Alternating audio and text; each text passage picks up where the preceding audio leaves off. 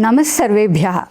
This is going to be a very interesting and light video. You can use these Sanskrit Nyayas or Sanskritam proverbs while speaking any other language too. It will make your speech very interesting for the listeners. You can use them in your daily conversations too. I will briefly tell you all what are Nyayas. Nyaya means justice, that is commonly used in Indian languages. In Sanskritam also the word Nyaya has the meaning of justice, but it also means logic, a rule or even a method. The Nyaya Darshana is a school of philosophy that understands this world through logic. But here we will not go into the Nyaya Darshana aspect. Nyaya also means maxims or proverbs. That is what we will be looking at in this video. These Nyayas help us understand the functioning of the world in a very easy way, and they also help us understand difficult concepts through easy examples. These Nyayas are used across various Sanskrit texts, be it technical Shastra works or be it literary works like dramas, etc. So if you happen to read any such work and you come across a mention of these Nyayas, then you will be able to understand the meaning. You can also use it in your daily conversations irrespective of the language you are using. You can just quote these Nyayas to make the conversation more interesting, and also people will feel you are so knowledgeable. Now let us look at some Nyayas. The first one is Andhapangu Nyaya. Andhaha means blind and Panguhu means lame, one who doesn't have legs. Now you might wonder, what is this Andhapangu Nyaya?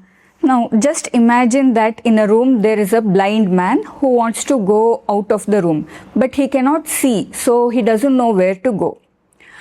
Then in the same room is another person who is lame, meaning he doesn't have legs. He also wants to leave the room, but since he doesn't have legs, he cannot move on his own.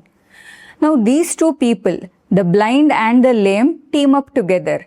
The blind man carries the lame, and the lame person who has eyes guides the blind person on how to go out. Similarly, in a team, people can use their strengths and talents to achieve the goal of the team. So a team leader can tell his team, hey team, let's achieve this goal using the Andhapangu Nyaya. Even in families we can use this. Suppose the husband is good at cooking and wife could be good with finances. So they can say, let's make our family better using Andhapangu Nyaya. Before going into the next Nyaya, here is an announcement.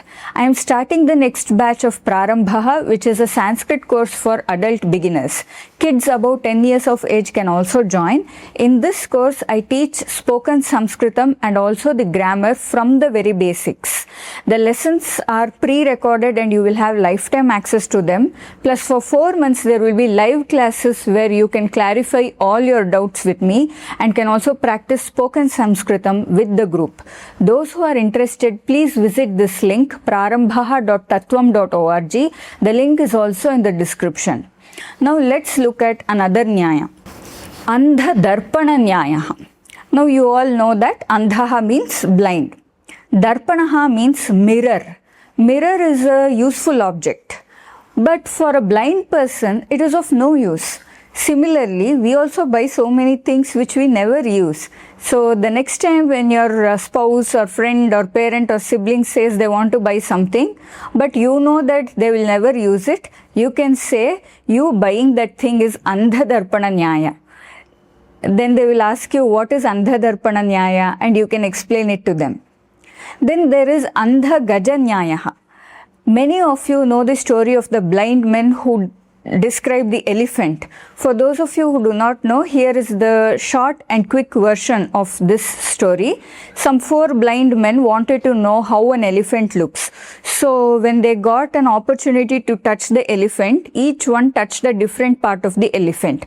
The person who touched the elephant's leg said that the elephant looks like a pillar. Immediately the other disagrees and says, no, elephant is like a snake, because this person was touching the trunk of the elephant. Then the other one who was touching its tail said, no, both of you are wrong. Elephant looks like a rope. Then the other person who was touching its ears said, all of you are wrong. The elephant looks like a winnowing basket. This Nyaya is used when people have one-sided view. That is, they do not try to understand the complete picture and they hold on to their view so strongly, thinking that it is the correct one. This often happens in the society and also in families. We may think that a particular family member is ignoring us, and we may think that they have become very arrogant or jealous of us, but we are viewing only the fact that they are not talking to us like before. But in reality, that person might have been extremely busy with work.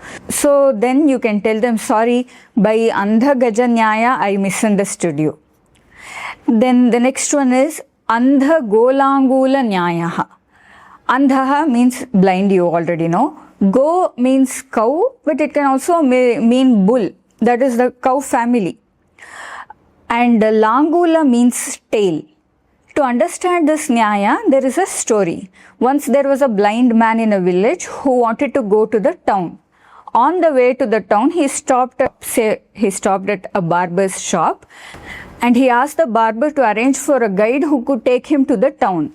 The barber was a mischievous person. He said he will arrange for a very nice guide who will take him to the town properly. He took this blind man to the farm where a bull was grazing. He told the blind man to hold on to the guide no matter what people around you tell. He asked the blind man to trust the guide completely. Then he made the blind man to hold the tail of the bull. And instead of landing in the town, this blind man landed on a thorny bush. So this Nyaya says that if you put your faith and trust on a wrong person, then you will end up in trouble. How to use it in your day-to-day life? Suppose you know that a person close to you has started believing in some fake guru or some fake person. Then you can say, I am worried that you might end up with Andhagolangula Nyaya. Then there is Ardhakukkuti Nyaya. Again, to understand this, there is a story that you must know. There was a lady who had a hen that used to lay eggs every day. The lady was benefiting from these eggs because she earned money selling them. One day the lady thought, the back portion of the hen gives eggs. The front portion, that is the mouth portion, doesn't give anything. If I cut off the front portion, I can save money that I use for feeding the hen. I won't have the work of feeding it. I can just enjoy the eggs. You know the consequences of this idea. This maxim is used when people take one portion of a text or only one portion of a situation that suits their need and they keep ranting about it. Also, we see the media doing this. When famous people talk, they cut out portions that they want to project instead of putting the whole talk. That is Ardhakukkuti Nyaya. We will see another one, Ashvabhrtya Nyaya. Ashvaha means horse and bhritya means a servant. To understand this Nyaya, there is a short story. Once a man saw a person taking care of the horse, and the man went to this person and asked, whose horse is this? The person taking care of the horse said, the horse belongs to the person whose servant I am. Then the man asks, whose servant are you? For which the horse caretaker says, I am the servant of the person who owns this horse. So this Ashvabhrtya Nyaya is used when people argue in circles without giving proper answers, without giving concluding answers. So next time during an argument, if you find someone just talking in circles, then you can say, hey, this is Ashvabhrtya Nyaya. I hope you all liked this video. If you liked it, then please click the like button. Do share this video with your friends and family so that more people start using these Sanskritam Nyayas in their daily conversations. So that way people will start using more and more of Sanskritam, and also it's very interesting to use these phrases. Let me know which of these 6 Nyayas you liked the most and you think you will use the most. I liked all the Nyayas, but I think I will use Andhadarpana Nyaya the most in my home because we keep buying things that we hardly use. And finally, if you haven't yet subscribed to my channel, then please do subscribe. That will definitely help me in growing this channel. Agrime chitre melitasmi namo namaha.